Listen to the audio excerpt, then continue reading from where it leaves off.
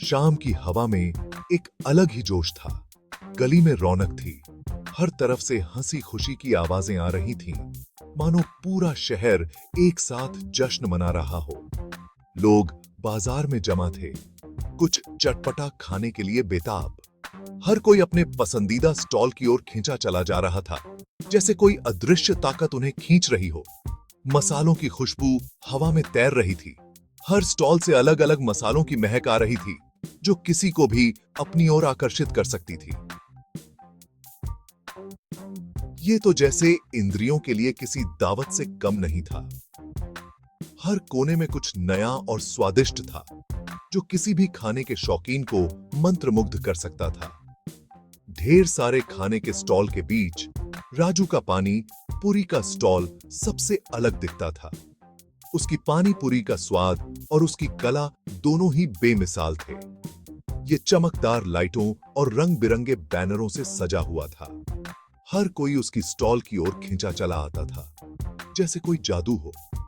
राजू, एक चालाक दुकानदार, जानता था कि ग्राहकों को कैसे आकर्षित करना है।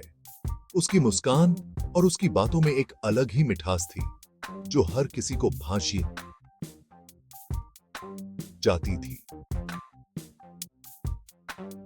उसकी ऊंची आवाज पूरी गली में गूंजती थी। पानी पूरी सिर्फ 5 रुपए, आओ आओ सब आओ। उसकी आवाज में एक ऐसा जोश था जो किसी को भी उसकी स्टॉल की ओर खींच सकता था। हर कोई उसकी पानी पूरी का स्वाद चखना चाहता था। राजू के कम दाम एक चुंबक की तरह काम करते थे। सस्ते खाने का वादा सुनकर लोग उसके स्टॉल पर टूट पड़ते थे। लेकिन यहां एक चाल थी। राजू की पानी पूरी छोटी होती थी, भरावन कम होता था, पानी फीका होता था। ज्यादा से ज्यादा मुनाफा कमाने के लिए वह सस्ती सामग्री का इस्तेमाल करता था। ग्राहक शुरू में तो कम कीमत देखकर खुश हो जाते थे, लेकिन बाद में बेस्वाद पानी पूरी खाकर निराश होकर जाते थे। हालांकि राजू उनकी निराशा से बेखबर था। वह लालच में अंधा हो गया था। राजू, तुम धोखे से कोई पक्का व्यापार नहीं कर सकते। देर सवेर लोगों को सच्चाई का पता चल ही जाएगा। राजू के स्टॉल के बगल में बुजुर्ग शर्मा जी की एक छोटी सी दुकान थी। शर्मा जी ने बहुत कुछ देखा था। वह दशकों से दुकानदार थे। एक दिन शर्मा जी ने राजू की चाल देख ली। उन्होंने अपना सिर हिलाया, उस नौजवान के लिए चिंतित। उस नौजवान की चिंता मत करो शर्मा जी, लोगों को बस सस्ता खाना चाहिए। राजू ने बूढ़े आदमी की बातों का मजाक उड़ाया। पूरी कितनी छोटी है। पानी में तो स्वाद ही नहीं है।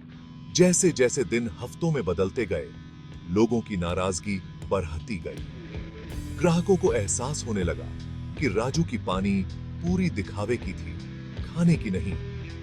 कभी लोगों से भरा रहने वाला राजू का स्टॉल अब सूना दिखने लगा था।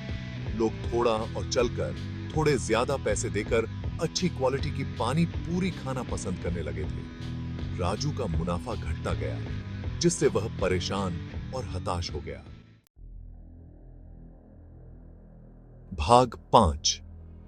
नियन लाइट के नीचे सच्चाई का सामना। एक रात जब राजू अपने स्टॉल पर अकेला बैठा था, तो उसने देखा कि गली सुनसान है। बाकी विक्रेता अच्छा धंधा कर रहे थे। उनके स्टॉल पर ग्राहकों की भीड़ लगी हुई थी। उसने शर्मा जी की दुकान की तरफ देखा। वहां ग्राहकों की भीड़ थी। उनकी हंसी रात में गूंज रही थी। उसे अचानक अपनी गलती का एहसास हुआ। उसने शर्मा जी की बातों के बारे में सोचा। वह अपना मुनाफा बढ़ाने में इतना अंधा हो गया था कि वह सबसे जरूरी चीज भूल गया था, ग्राहकों की संतुष्टि।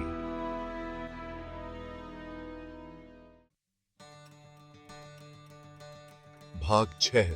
बदलाव की शुरुआत, ईमानदारी की छोंक। अगली सुबह राजू एक नए दृढ़ संकल्प के साथ उठा। उसने अपने तरीके बदलने का फैसला किया। उसने सस्ती सामग्री का अपना सारा स्टॉक फेंक दिया। उसने ताजी सब्जियां, अच्छी क्वालिटी के मसाले और सबसे अच्छी पूरी खरीदी जो उसे मिल सकी। जब उसने उस शाम को अपना स्टॉल खोला, तो उसे गर्व महसूस हुआ। उसकी पानी पूरी अब थोड़ी महंगी थी, लेकिन वह हर रुपए की कीमत की थी। भाग 7। राजू का पानी पूरी स्वर्ग। इंद्रियों के लिए एक दावत। राजू की नई और बेहतर पानी पूरी के बारे में जल्द ही लोगों को पता चल गया। लोग इस बदलाव से हैरान थे। पूरी कुरकुरी थी, भरावन स्वादिष्ट था और पानी मीठा, तीखा और चटपटा, सब कुछ एक साथ था। ग्राहक एक बार फिर से लाइन में लग गए, इस नए स्वाद का आनंद लेने के लिए उत्सुक। उसकी पानी पूरी की खुशबू हवा में तैर रही थी और सभी को इस आनंद का अनुभव करने के लिए आमंत्रित कर रही थी। भाग 8। सफलता का मीठा स्वाद। राजू को अपने ग्राहकों को सम्मान और ईमानदारी से खाना परोसने में खुशी मिली। वह हर दिन अपने स्टॉल पर ताजगी और स्वाद का ध्यान रखता था। वह उनके साथ दोस्ताना अंदाज में बात करता, उनकी पसंद याद रखता और उनकी छोटी छोटी बातों का ध्यान रखता। यह उसके ग्राहकों को विशेष महसूस कराता था और अपने नियमित ग्राहकों को अतिरिक्त पूरी देता। यह उसकी उदारता और देखभाल का प्रतीक था, जो उसके ग्राहकों को बार बार वापस लाता था। उसका स्टॉल अब सिर्फ जल्दी से कुछ खाने की जगह नहीं रह गया था।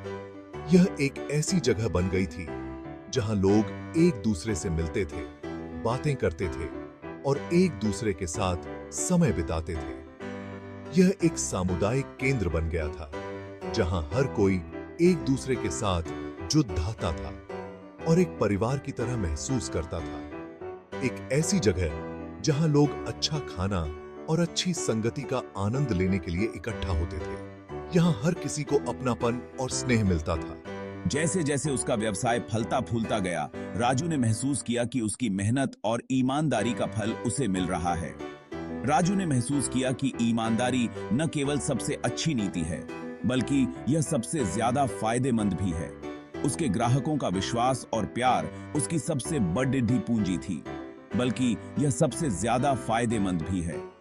उसकी सफलता का राज उसकी सच्चाई और मेहनत में छुपा था, जो उसे हर दिन आगे बढ़ने की प्रेरणा देता था।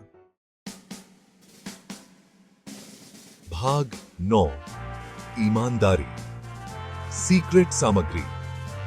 राजू की कहानी हमें व्यापार में ईमानदारी के महत्व के बारे में एक बहुमूल्य सबक सिखाती है। राजू, जो एक साधारण स्ट्रीट फूड विक्रेता है, अपने ग्राहकों के साथ हमेशा ईमानदारी से पेश आता है।